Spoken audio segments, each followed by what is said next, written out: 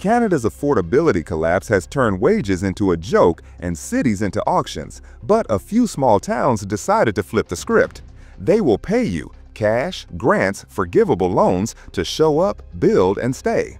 Tonight, we map 10 places writing checks to new residents in 2025, what the money covers, what the contracts demand, and whether the payment is freedom or a trap with interest. We'll weigh incentive structures, economic realities, employment pipelines, and survival odds so you can judge whether the cash is generosity or the cost of filling ghost streets. Before moving on to the top 10, remember to subscribe to the channel and give it a like to become a wise expert in Canadian real estate. Let's start. Part 1. Prairie Towns Buying Population. Cash for bodies, terms for souls. The first town is Moosomin, Saskatchewan. However, here the word pay is not metaphor but municipal policy, because the town has run programs offering cash incentives of up to $10,000 for families who build new homes and commit to residency periods that typically span 3 to 5 years. And the deal exists because Moosomin learned that empty lots generate nothing while occupied houses generate tax base, hockey teams, and the kind of forward motion that keeps hardware stores open. Your very first truth is a contract with consequences, since you're expected to break ground within 12 months, occupy within 24, and remain long enough that your kids learn the names of streets, and that timeline sorts tourists from taxpayers with surgical precision, because the money may arrive as promised, but the clawback clause never sleeps. Meanwhile, the house you raise is not a weekend cottage fantasy, but a permanent dwelling within reasonable distance of schools that teach K through 12, a hospital that handles emergencies without panic, and a main street that still defines Saturday. And that changes the arithmetic because your incentive money moves from abstract windfall to concrete foundation, into a structure that respects -40 mornings, a mechanical system that answers when February asks questions, and an envelope tight enough that your utility bills do not become a second mortgage. As a consequence of this, the smartest arrivals spend incentive cash on systems rather than aesthetics, knowing that a geothermal loop, advanced framing, and a sealed attic are not luxuries but prerequisites, since efficiency is the only dividend that compounds in a climate this unforgiving. But the routine that forms after the paperwork clears is the secret reason people cash checks and stay, because Moosomin sits on the Trans-Canada Highway with Saskatchewan's wheat horizon stretching like a promise in every direction. And the community behaves the way prairie towns do when everyone knows the winter will be long, with block heaters appearing in parking lots like a civic agreement and coffee shops that remember your order before you speak. Yet even so, the lifestyle only works when the employment picture is honest, which means jobs in agriculture services, transport logistics, healthcare, education, and the small businesses that orbit grain elevators and livestock auctions, plus remote work that transforms incentive housing into a launchpad for careers that never required cities in the first place. However, services are not extras you hope appear later, but the foundation that makes incentive programs credible. Because the regional hospital handles births and breaks, schools offer programming that keeps teenagers engaged, groceries arrive predictably, and bigger box needs sit an hour west in Brandon or 2 hours east in Yorkton. So the incentive is not a bribe to live nowhere, but a subsidy to live somewhere that decided infrastructure matters more than population density. Once those lines connect, the town becomes startlingly functional, which is exactly why young families trade Vancouver's rent trap for a builder's grant, semi-retirees convert equity into incentive-enhanced prairie homes with attached workshops, and remote professionals discover that a forgivable loan and a quiet office beat co-working spaces and endless commutes. Even so, the prairie taxes your vehicle more than your optimism, and the driver who budgets for winter tires, coolant checks, and a plug-in strategy will be the same driver who handles a January whiteout without posting panic on social media. And the habit of keeping emergency blankets, charging cables, and a full tank is not overcaution. And what many did not see coming is that vehicle preparedness is simply incentive math on wheels, since reliability extends your employment radius and preventative maintenance protects the income that justifies the move, because a breakdown in February is not an inconvenience but an existential threat to the contract you signed. Meanwhile, construction reality refuses to cooperate with fantasy, and the winning timeline books foundation work in May, frames before August heat makes crews vanish, and seals the building before the first serious frost writes its name across the forecast. But the most surprising discovery is how collaborative those timelines become when the lumberyard knows you are staying and the electrician realizes your project is not speculation but a neighbor under construction. Because in places like Moosomin, the fastest path from incentive to occupancy is paved with local suppliers who prioritize residents over flippers and trades who remember that today's new build is tomorrow's service call. On the other hand, the famous headline still circulates, and it sounds too good to be legislated. Get paid $10,000 to move to Saskatchewan. Yet the fine print is transparent and demands you count the full cost, from the foundation that will not heave to the HVA system that will not quit. And the people who read that contract carefully never feel deceived by the payment because they never mistook the incentive for the budget. They understood the incentive as the down payment, and as a consequence, their first winter feels like vindication rather than shock. And the second winter feels like belonging rather than endurance, which is the point at which a payment becomes a place. The second town is Winkler, Manitoba. However, if Moosomin offers cash to spark housing, Winkler operates something closer to an economic ecosystem because the municipality and regional partners have structured incentive packages that bundle land discounts, tax deferrals, and direct financial assistance for new builds. And the permitting process moves with the efficiency of a town that understands growth is a discipline, not a lottery. Winkler's advantage is not hypothetical but industrial, since manufacturing, food processing, and ag tech companies anchor employment in a region that produces more than it consumes, which quietly transforms an incentive program from charitable hope into calculated investment, because bodies on payrolls generate revenue that justifies every dollar spent recruiting them.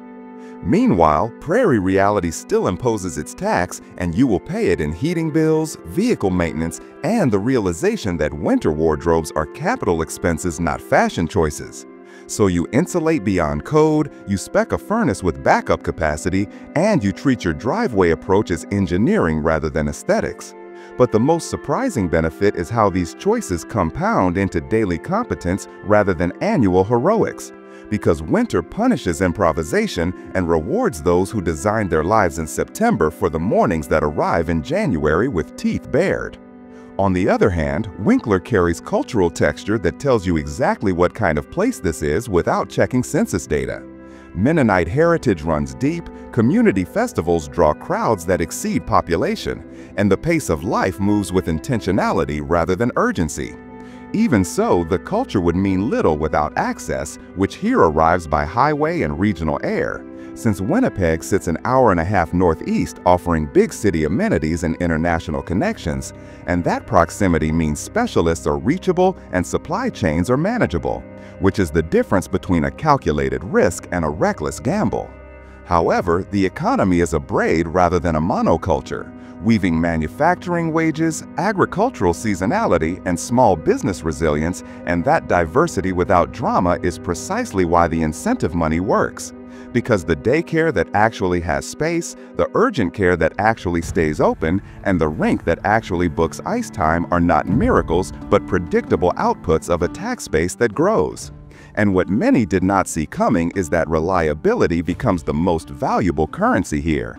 And a town that solves boring problems predictably earns trust that no marketing budget could purchase. Meanwhile, the best applicants are rarely impulsive and almost never naive, because families who thrive in Winkler arrive with employment secured, budgets that include contingency rather than hope, and realistic expectations about distance. Because the kilometers between Winkler and Winnipeg rewrite your relationship with time and fuel. And the people who measure that distance before they sign never feel ambushed by the highway, while those who treat incentive cash as a lottery prize will learn the expensive lesson that money alone does not insulate you from isolation, inadequate planning, or winters that do not negotiate. The third town is Altona, Manitoba. Here, the incentive conversation shifts from large sums to strategic packages, because Altona has historically offered combinations of land rebates, tax incentives, and partnerships with employers who need skilled workers badly enough to contribute to relocation packages. And the clarity of those terms makes the opportunity calculable rather than fantastical. The town sits in Manitoba sunflower country with agricultural processing, manufacturing, and logistics, creating an employment web that does not rely on a single company or commodity. Which means your arrival is not a favor the town grants you, but a transaction where both sides expect value delivered. Meanwhile, the house you build here wants what every Manitoba build wants: a foundation that laughs at frost heave, a heating system that treats February like a scheduling problem, not an emergency, and windows that understand the difference between our value and wishful thinking, which is why the most successful Altona builds are aesthetically modest and thermally aggressive, because beauty that freezes is just expensive regret.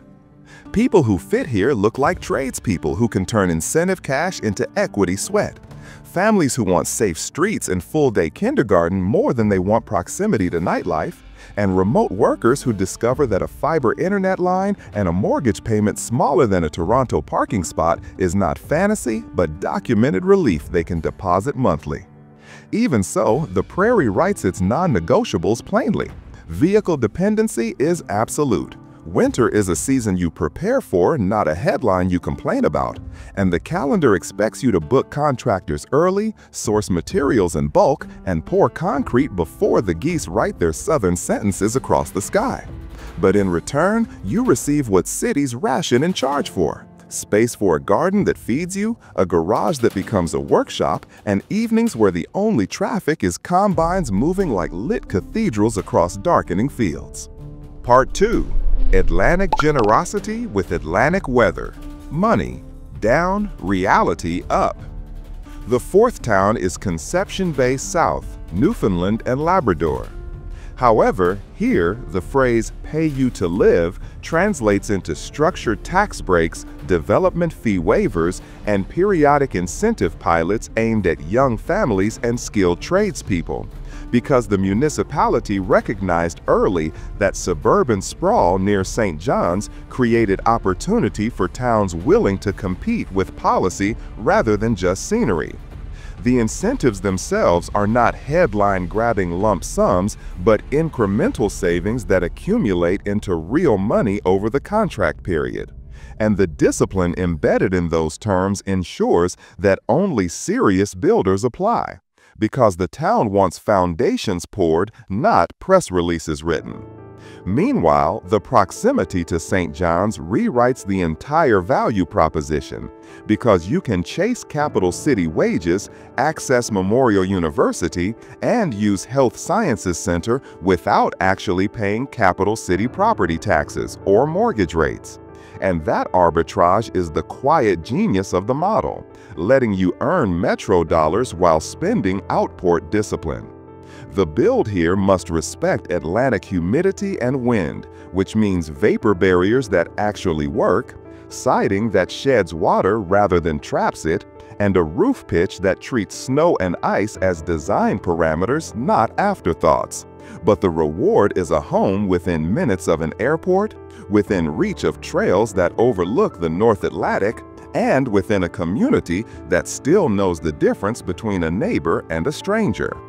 On the other hand, the weather is not subtle and will not pretend to be California, because Conception Bay South receives fog, rain, ice, and wind in quantities that demand respect. Yet the people who thrive here are the ones who treat weather as context, not tragedy, who own rain gear that actually works, who schedule outdoor projects during the windows the calendar offers, and who understand that a coastal spring is not a southern spring, but something slower, wetter, and ultimately more rewarding when it finally arrives. However, the services are the stabilizer that prevents incentive programs from becoming traps, because schools are nearby, healthcare is accessible, groceries compete for business, and the Royal Newfoundland Constabulary patrols streets where serious crime is still remarkable enough to be remembered. And what many did not see coming is that safety and services are the real incentive, because no tax break compensates for a town that feels unsafe or inaccessible. And Conception Bay South passes both tests without drama. The fifth town is North Cape, Prince Edward Island.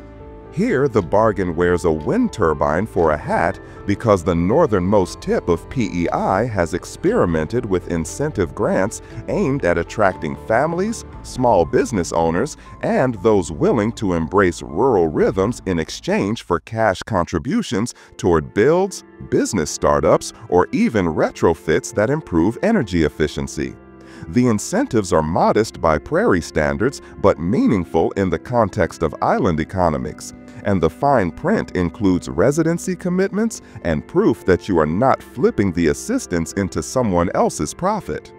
Meanwhile, Prince Edward Island's scale is the secret weapon that makes every program feel achievable, because the entire province fits inside a long afternoon drive, which means Charlottetown's airport, hospitals, and universities are never more than an hour away, and Summerside services are even closer, creating a safety net that rural Manitoba or Saskatoon cannot match.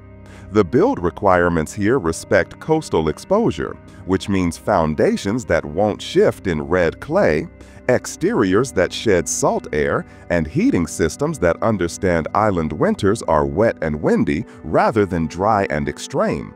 But the result is a home that smells like the Gulf and sounds like surf, and mornings that rewrite your definition of commute when your office overlooks water that stretches to the horizon.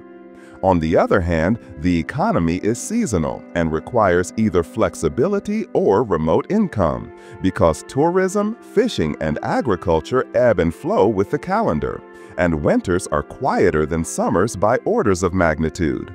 Yet the trade-off is a cost of living that remains lower than mainline metros, a sense of community that still functions without apps, and beaches that remain some of the most beautiful in Canada despite being surrounded by wind turbines that spin like slow prayers for energy independence.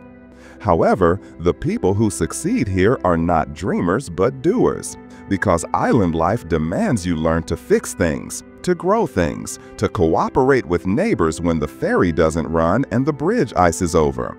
And the incentive money is simply the spark that lights the decision. The real fuel is your willingness to trade convenience for coherence, noise for wind, and the stress of cities for the discipline of tides. The sixth town is Marystown, Newfoundland and Labrador. The Burin Peninsula writes its incentives in shipyard steel and offshore grit, because Marystown has periodically offered relocation grants, tax relief, and land incentives to attract skilled workers for its marine fabrication and offshore oil servicing industries.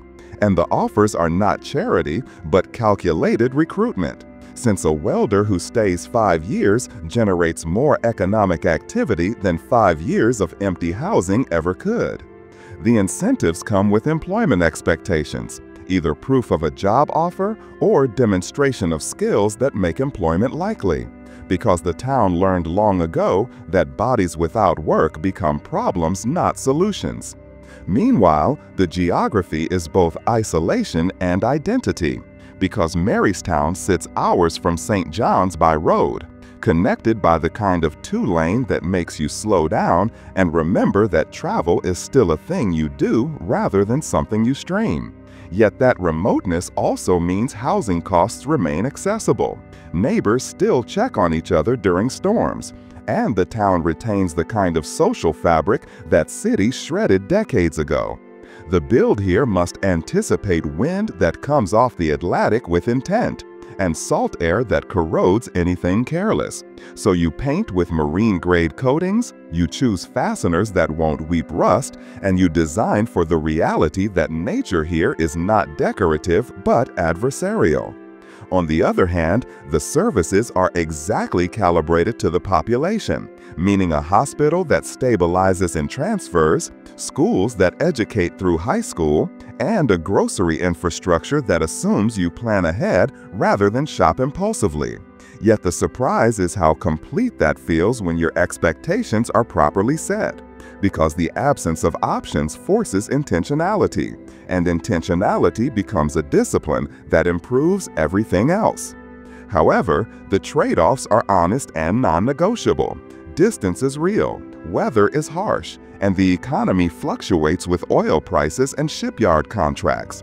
Yet the people who arrive and stay are those who value stability over stimulation, who measure wealth in paid-off trucks and full freezers, and who understand that an incentive check is not a prize, but a down payment on a life that asks more of you and gives more back than any city ever could. Before we continue, make sure to subscribe and uncover the hidden prices and curiosities of each Canadian city and territory that no one else will tell you. Part 3. Northern Incentives – Grants that melt if you leave. The seventh town is Whitehorse, Yukon Territory. However, here, the concept of pay you to live operates through a different mechanism entirely, because the territorial government and various agencies have structured housing incentives, forgivable loans, and recruitment bonuses for professionals in healthcare, education, and skilled trades, and the amounts can climb into the tens of thousands for the right roles. Yet the fine print is unforgiving, since the loan only becomes a grant if you stay the full term, and leaving early triggers repayment clauses that turn generosity into debt with interest. Your very first truth is a northern contract, because the money is real, but so is the expectation that you will endure winters that redefine cold, darkness that swallows the day, and isolation that makes southern loneliness look like crowded parties.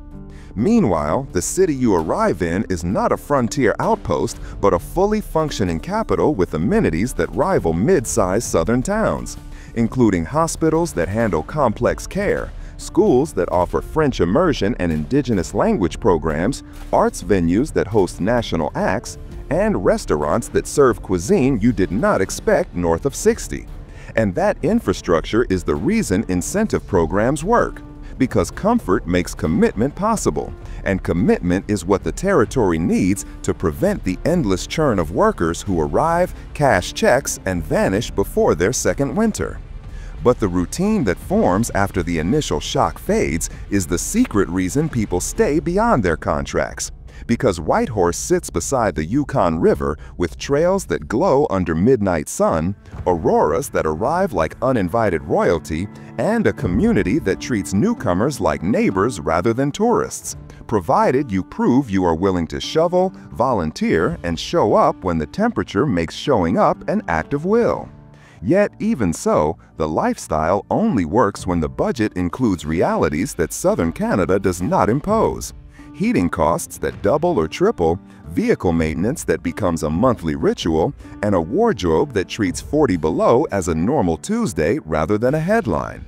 However, services are the anchor that prevents northern incentives from becoming northern traps, because the hospital handles emergencies and chronic care, schools educate through high school with outcomes that match or exceed southern averages, and the airport connects Whitehorse to Vancouver, Edmonton, and beyond with regularity that makes grandparents visitable and vacations achievable. So remote is not isolated and northern is not inaccessible. And once you internalize that distinction, the territory stops feeling like exile and starts feeling like home. Even so, the North taxes your resolve more than your wallet.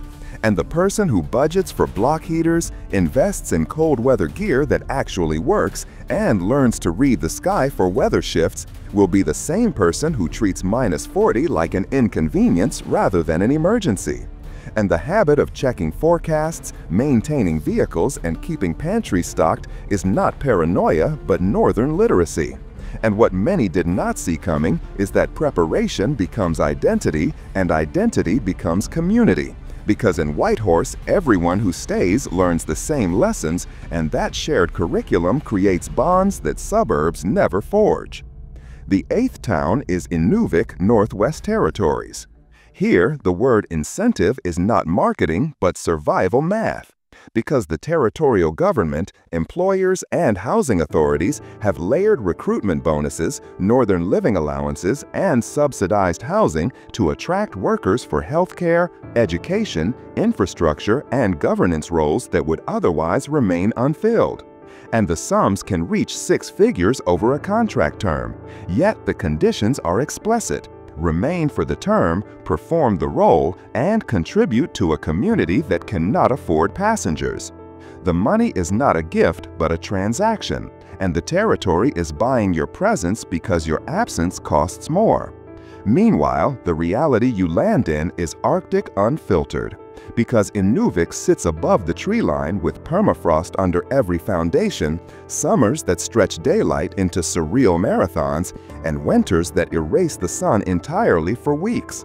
Yet the town itself is not a collection of desperate shacks, but a planned community with a hospital, schools that teach K through 12, a recreation complex that hosts hockey and curling, and a utilidor system that carries water and sewage above ground because freezing is not optional.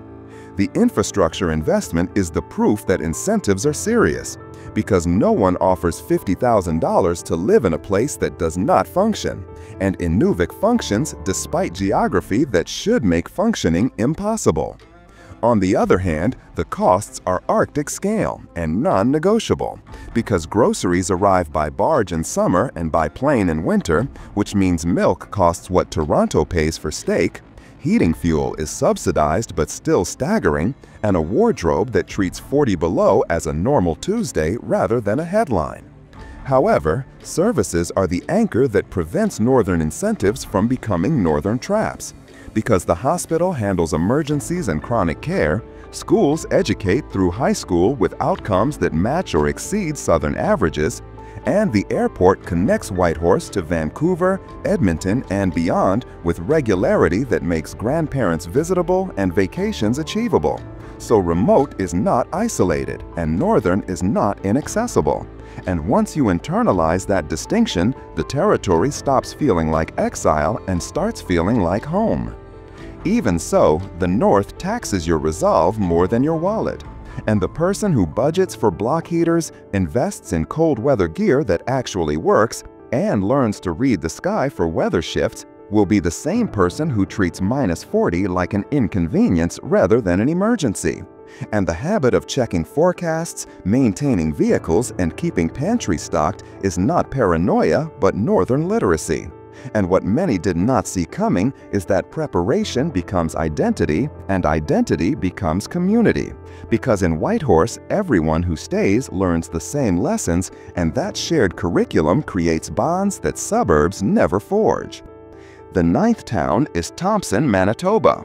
However, if Inuvik is Arctic incentive, Thompson is subarctic pragmatism, because the city has historically offered incentive packages for skilled tradespeople, healthcare workers, and educators, bundling cash grants, housing assistance, and tax relief into recruitment programs designed to stabilize a population that fluctuates with mining cycles. The incentives exist because Thompson's economy is anchored by Vail's nickel operations, and when the mine needs workers, the entire city needs bodies to fill schools, clinics, and service businesses. And the municipal strategy is to convert temporary workers into permanent residents by making the financial case irresistible. Meanwhile, the city you move to is not a camp, but a community, with a hospital that handles births and emergencies, schools that offer programming through high school, a recreation complex with a pool and arena, and big box retail that means you are not entirely dependent on mail order. And that infrastructure is the foundation that makes incentive programs credible, because comfort and services transform a posting into a home, and homes generate tax base and social stability that camps never do.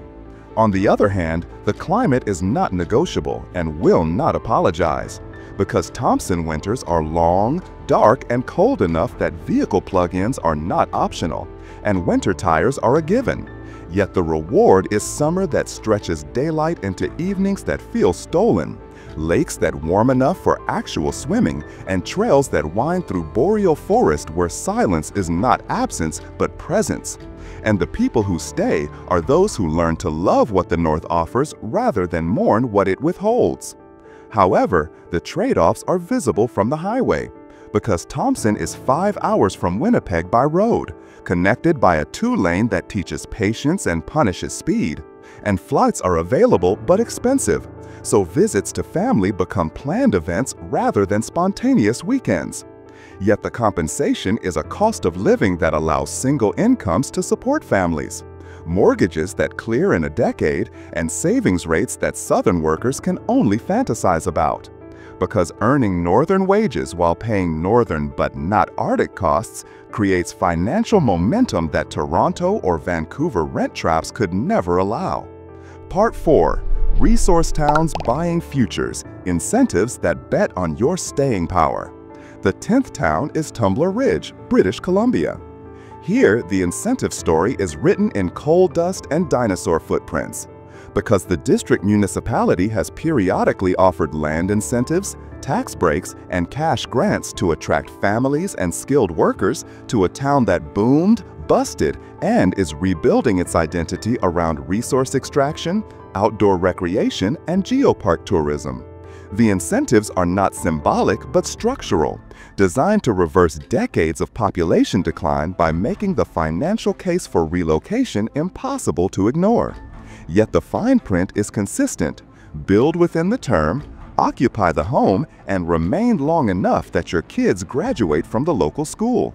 Because the town learned that short-term arrivals generate short-term thinking and long-term arrivals generate the kind of civic investment that keeps fire departments staffed and hockey rinks operating. Meanwhile, the geography is the selling point that needs no marketing, because Tumbler Ridge sits in the foothills of the Rockies, with trails that lead to waterfalls, canyons, and fossil beds where you can touch dinosaur tracks preserved in stone. And the scale is wilderness rather than park, meaning you can hike for days without seeing another human. And that kind of access is not a weekend luxury, but a daily reality that rewrites your understanding of what normal life can include. The build here must respect mountain weather, which means snow loads that would crush prairie roofs and insulation standards that prevent ice damming. But the result is a home where your backyard is a trailhead and your commute is measured in minutes rather than gridlock. On the other hand, the economy is boom and bust by nature, because coal mining drives employment and coal prices drive the mine. And when commodity markets turn cold, the town holds its breath. Yet the municipal strategy is to diversify into tourism, outdoor recreation, and small business, creating a buffer that softens the cycles without eliminating them. And the people who thrive here are those who save during booms and tighten during busts, who treat volatility as rhythm rather than chaos, and who value the life between paychecks more than the paychecks themselves. However, services are calibrated to a small town with big ambitions, meaning a health center that stabilizes and transfers, a K-12 school that educates well, and a recreation complex that offers more than you would expect from a population under 3,000. While Prince George provides tertiary care and box store shopping 2 hours south, and that two-tier access is the feature that prevents isolation from becoming imprisonment, because you can live small and access big when the calendar requires. And that flexibility is what makes incentive programs sustainable rather than suicidal. Meanwhile, the decision to chase an incentive to Tumbler Ridge is a decision to embrace uncertainty, because resource towns are never guaranteed and mountain weather is never predictable. Yet the reward is a mortgage that clears while you are still young, a childhood for your kids that includes rivers and trails rather than screens and traffic, and mornings where the only commute that matters is the one from bed to coffee maker. And the most surprising truth is that once you own a home outright and your kids know every trail by name, the commodity price becomes a concern rather than a crisis. Because you built equity not just in property, but in place, and place is the asset that never depreciates. Now that you know the truth about Canadian towns that will pay you to live there, would you take the money and sign the contract? Or would you rather stay where the costs are visible and the winters are mild? We'd love to read your opinion in the comments and see how many of us would actually move for the money. However, many of us will also agree to watch the video on screen because we all like having facts to share and learn, and that's precisely what this video will do. But first, don't forget to subscribe to the channel and hit like. Otherwise, we may never see each other again.